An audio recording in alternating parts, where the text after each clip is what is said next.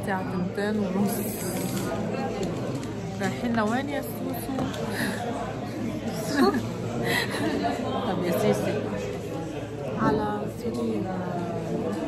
يلا خليكم معنا شوي.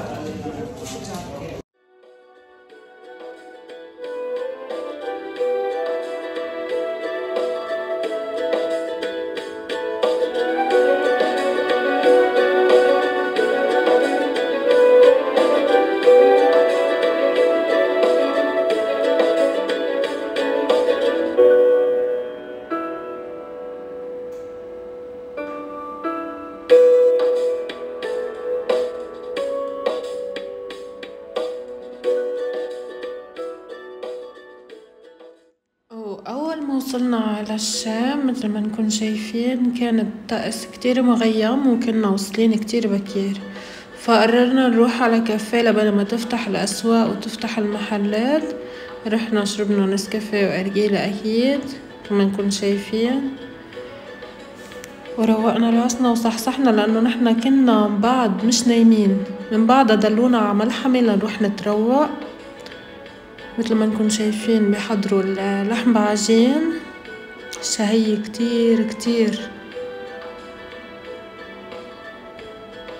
لحمتهم كتير طيبة وكتير نظيفة. بتبلوها يمكن بدبس الرمان لأنه عن جد ما ضايقة مثل أبدا برقية العجينة وتتبيلة اللحمة. بقدموها طبعا مع الكبيس والعيران.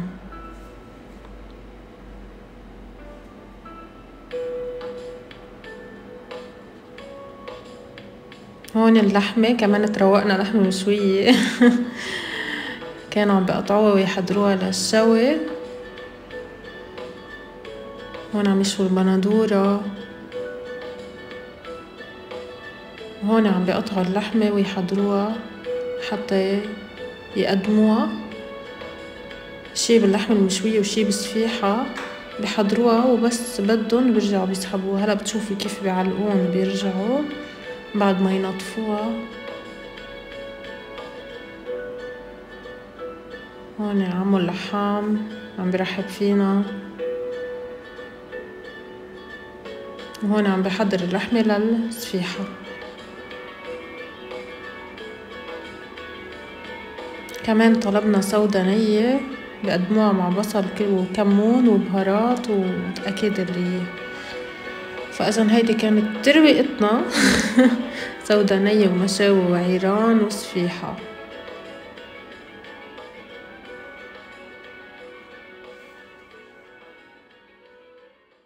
من بعد ما خلصنا ترويقتنا كنا متجهين لسوق الحميدية.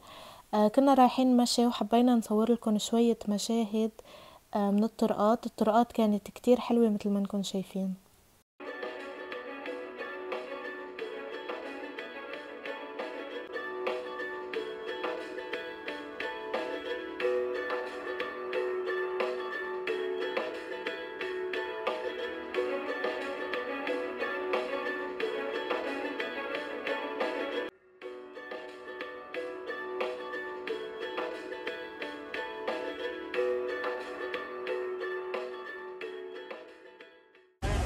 شو يا سليم؟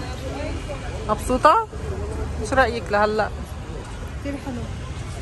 حبيت التاريخ ايه؟ هاي ماما، احنا على مشارف سوق الحمدية. شو ماما؟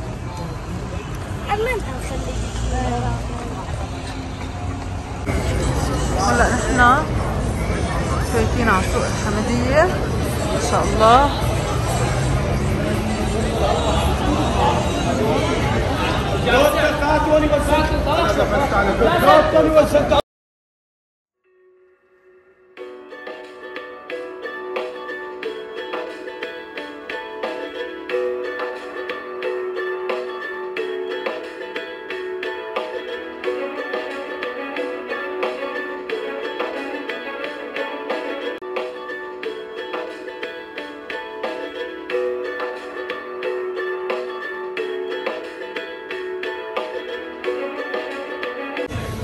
هلا نحن تركنا سوق الحميدية لو نروح نجيب شو بهارات وبزورات. ظهرتنا قبل ما نوصل لربعه، مش مدخل.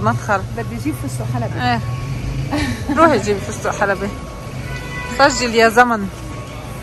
وهلأ من بعد ما مشينا كتير وأخيرا وصلنا على محل البهارات والمكسرات. ماما كانت عم تجيب الفستق الحلبي والبهارات اللي بدها اياهن، ونحنا كنا عم نتفرج على التشكيلة الواسعة والحلوة اللي عنده اياها، والريحة كانت كتير كتير حلوة.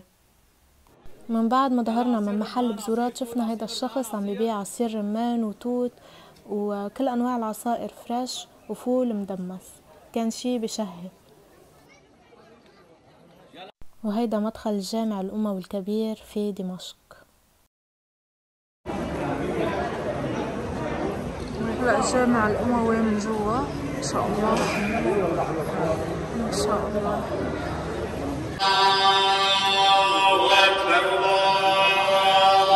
هذا الجامع الأموي والأذان فيه.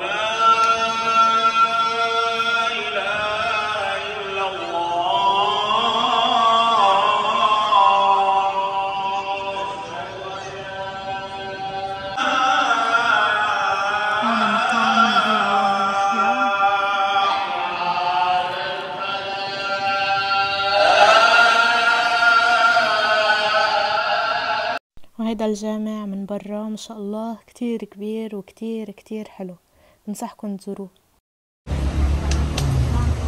هيدا محل لفت لمزارة لسليم، نحن وماشيين عنده اشياء مميز كتير، كله رسم ايد كأنه.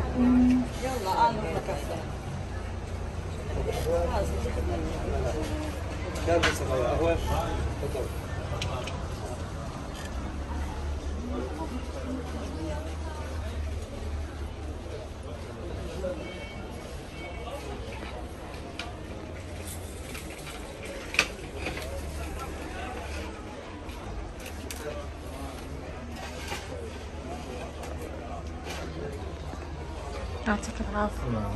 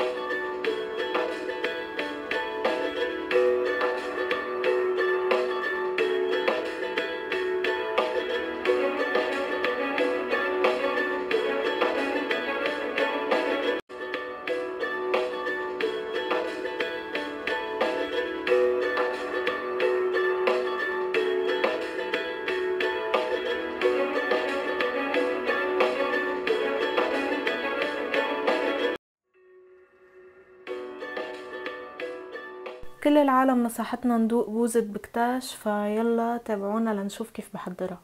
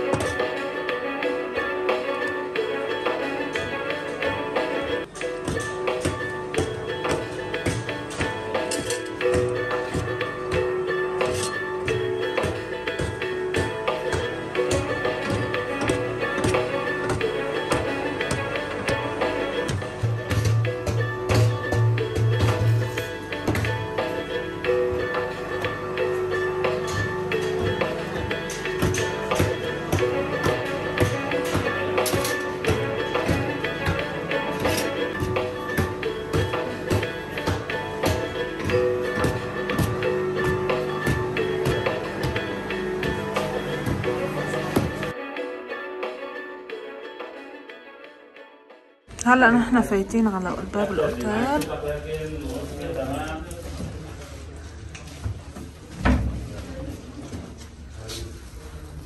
هيدي الغرف، هيدي اوضتي انا وسيلين، حلوة. هيا نشوف المطل، شو رأيك؟ اوه مطل على شركات او ما بعرف مكاتب شكله، مش مهم لانه نحن ما حنقضي كتير وقت بالاوتيل، او بالاحرى ما قضينا كتير وقت بالاوتيل. ومن بعد ما نمنا شوي لأنه كنا كتير تعبانين، بالليل رحنا نتعشى بمطعم اسمه ألف ليلة وليلة. هيدا المطعم كان كتير حلو، مثل ما نكون شايفين بتحسوا حالكم بالأحلام. العمار كتير حلو والديكور من جوا كتير حلو.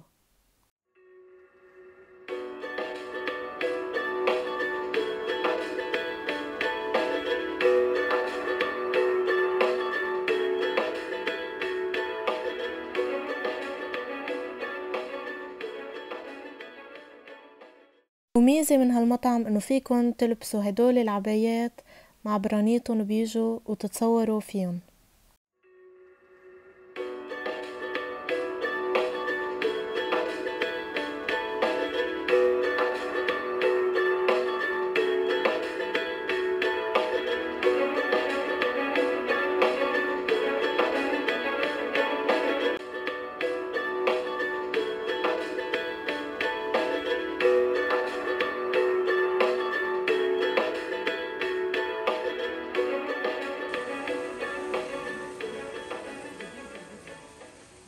وهلأ مثل ما نكون شايفين وصل الأكل، وكنا طالبين تشكيلة، طلبنا كريسبي وفتوش مثل ما نكون شايفين منظرها بشهي، ومتبل واسكالوب وصحن مشاوي وحمص بطحينة وكب قراص، وبعتقد كمان بسموها برك جبنة.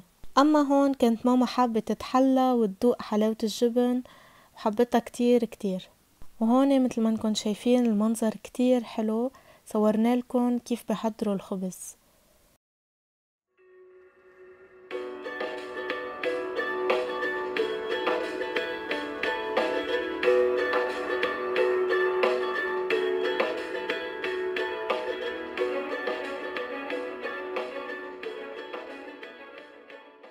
هون كنا فالين من الشام، بس قبل ما نفل مرقنا على مطعم تغدينا. وهيدي التشكيلة اللي طلبناها، طلبنا بطاطا وطبولة وحمص وفريكة وكبسة ومتبل باذنجان وكب قراص وفتوش، يعني تشكيلة صغيرة كانت كتير كتير طيبة. ننصحكم تجربوا هيدا المطعم.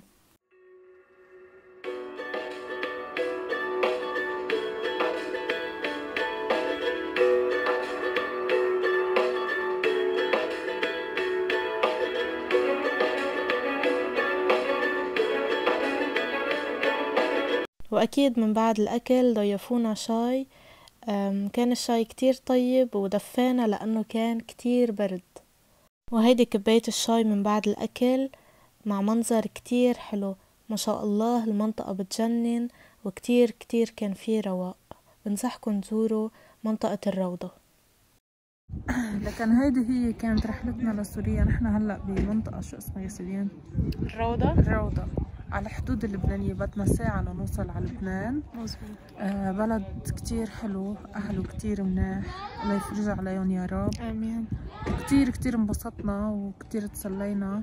بتمنى يكون كمان الفيديو يعجبكم والمشاهد اللي قدمنا لكم اياها تعجبكم. شو سالين انت شو؟ لا كتير حلوة والناس اللي فيها كتير مناح، وبنصحكم تزوروها اكيد. وإذا عجبكم الفيديو ما تنسونا باللايك والشير والسبسكرايب. يلا باي.